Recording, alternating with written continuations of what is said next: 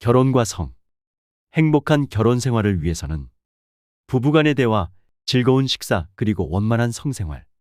이 세 가지 요소가 고르게 충족되어야 한다고 생각한다.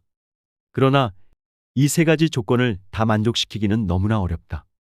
부부가 학력의 정도나 가치관, 인생관이 서로 비슷하여 대화를 나눌 수는 있는데 식성이 달라서 고생하는 수도 있고, 식성이나 가치관은 비슷한데 성적인 부조화로 인해 고생하는 수도 있다. 또 식성이 같고 성생활의 기호는 들어맞는데 대화가 통하지 않아 서로 등을 돌리게 되는 수도 많다.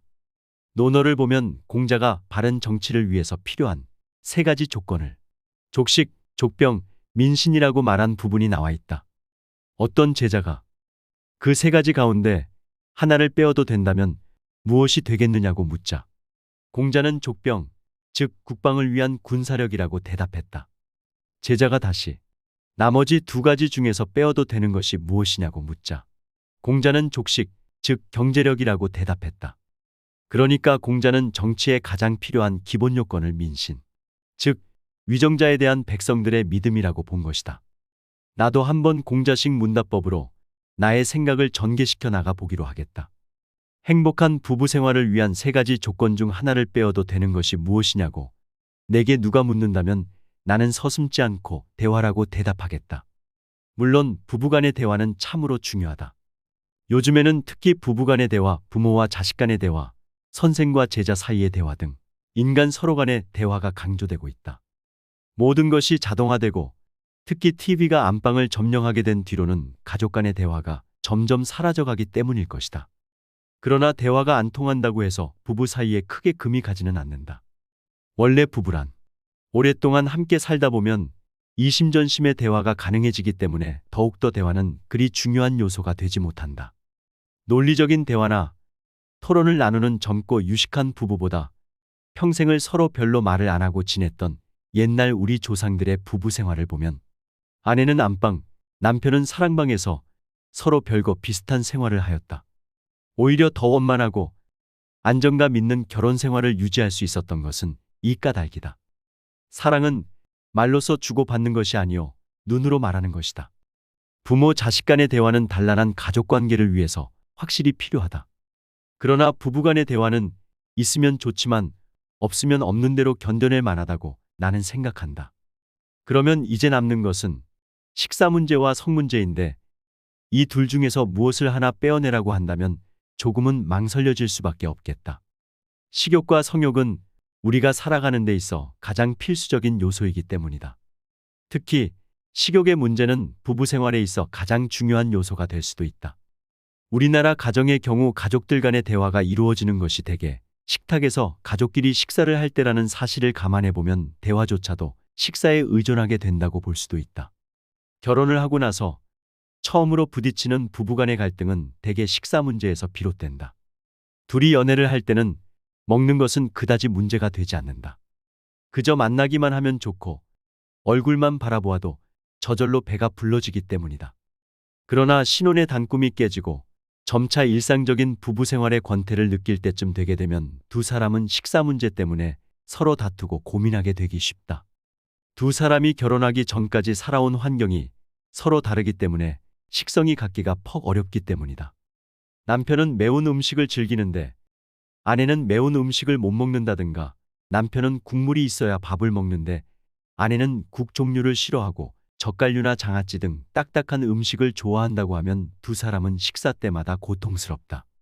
물론 현명한 아내는 남편의 식성을 재빨리 간파하여 남편의 구미에 맞는 요리를 배워서 남편의 식욕을 즐겁게 충족시켜 주겠지만 여자가 고집불통이고 요리 솜씨에 기민한 센스를 발휘하지 못할 경우 남편의 불만은 날로 늘어날 수밖에 없다. 그럴수록 아내는 남편의 음식 투정이 너무 심하다고 생각하게 되고 차려주면 아무거나 먹지 뭘 남자가 째째하게 반찬 투정을 하느냐 하고 남편을 경멸하게까지 된다. 그러나 이것은 극단적인 경우의 일이고 대개의 우리나라 가정에서는 결국 아내가 양보하여 원만한 식생활을 유지하게 된다고 볼 수 있다. 그래서 나는 두 번째로 빼버려도 될 행복한 결혼 생활의 조건으로 즐거운 식사를 꼽고 싶다. 설사 원만한 식생활이 유지되지 않는다 하더라도 부부 생활의 파탄이 날 정도는 아니라고 생각되기 때문이다. 그러니까 결국 마지막으로 남는 것은 원만한 성생활이다. 부부 생활에서 가장 중요한 것은 역시 성인 것이다. 식욕이 더 중요하냐, 성욕이 더 중요하냐 하는 문제는 예전부터 많은 사람들에 의해서 논의되어 왔다. 얼핏 생각해보면 성욕보다는 그래도 식욕이 더 중요한 것으로 생각되기 쉽다. 성욕이 식욕보다 중요하다고 하면 아니 배가 고파 죽겠는데 어떻게 성욕이 생길 수 있느냐는 반문이 금세 튀어나올 것이 뻔하기 때문이다. 그러나 나는 그렇게 생각하지 않는다. 성욕이 있어야 식욕이 충족될 수 있는 것이다. 물론 우리의 생명활동을 1차적으로 지배하고 있는 것은 식욕이다. 그러나 식욕의 대상, 즉 음식물들은 어디서 오는가? 우리가 먹는 각종 음식물 등은 육식이건 채식이건 모두 성욕의 결과로 만들어진 것들이다. 다시 말하여 성욕 때문에 각종의 동식물들이 생산해 놓은 씨앗, 열매, 고기 등 결과물들이 바로 우리가 먹는 음식물인 것이다. 소가 성욕이 없다면 송아지가 생기지 않을 것이고 따라서 우리는 쇠고기를 먹을 수 없다. 그러므로 우리의 생명활동에 1차적으로 중요한 식욕 역시 성욕의 도움을 받아야만 충족될 수 있다는 사실이 여기서 입증된다. 또한 같은 식사를 하더라도 사랑하는 사람과 같이 나누는 식사는 꿀같이 달게 느껴지고 소화가 잘 되기 마련이지만 미운 사람과 같이 하는 식사는 아무리 훌륭한 요리라고 하더라도 배탈이 나기 쉽다. 요즘 사람들이 앓고 있는 소화기 계통 질환의 대부분은 대개 신경성 위장병인 것을 보아도 기분과 소화의 상관관계를 쉽게 짐작해 볼 수 있다. 기분이 좋으면 설사 식성에 안 맞는 음식이라도 맛있게 느껴지고 소화가 잘 되는 것이다. 그런데 그 기분이란 대개 사랑이나 성적 만족도에 관계되는 것이고 미각은 성적 쾌감과 관련이 있다. 남녀 간의 애무에 가장 많이 쓰여지는 인체기관이 혀라는 사실을 상기해 보면 미각이 성욕과 관련이 깊다는 것을 쉽게 이해할 수 있다. 미각이 발달해 있는 사람은 성적 감각 역시 발달해 있다. 그러므로 행복한 부부 생활에 있어 가장 중요한 것은 역시 성이다.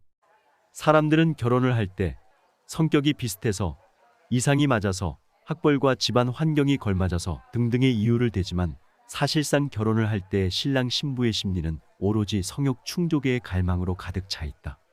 사회적 관습 때문에 억눌려 왔던 성욕을 결혼이라는 절차를 거쳐 합법화시키고 나서 성적 쾌락을 마음껏 즐기자는 희망에 신랑 신부들의 마음은 온통 부풀어 있다. 그런데 문제는 일단 결혼을 한 다음의 문제다. 흔히 권태기라고 불리우는 시기가 찾아온다. 매일같이 반복되는 같은 패턴의 성생활의 염증을 느껴서거나 부부간의 성적 궁합이 맞지 않을 경우에 권태기가 찾아온다.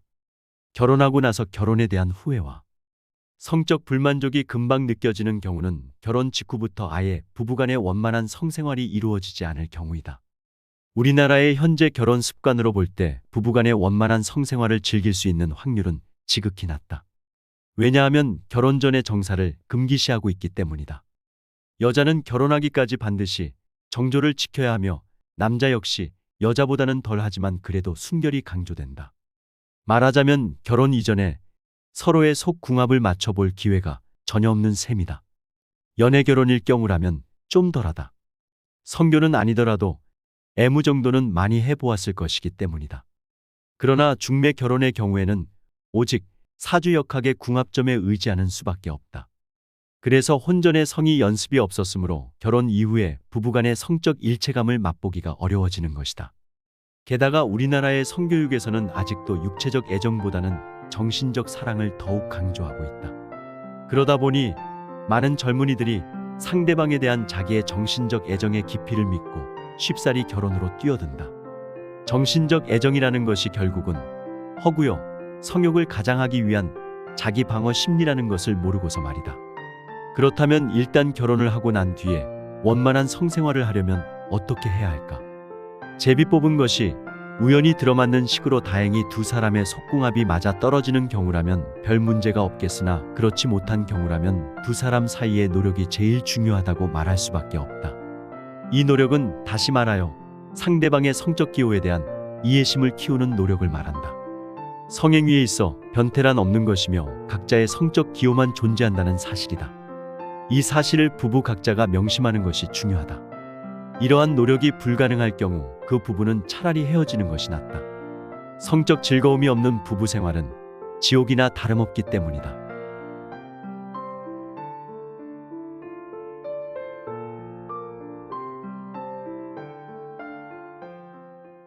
오늘은 여기서 이만 줄일까 합니다. 평온하고 멋진 하루를 보내시길 바랍니다. 감사합니다.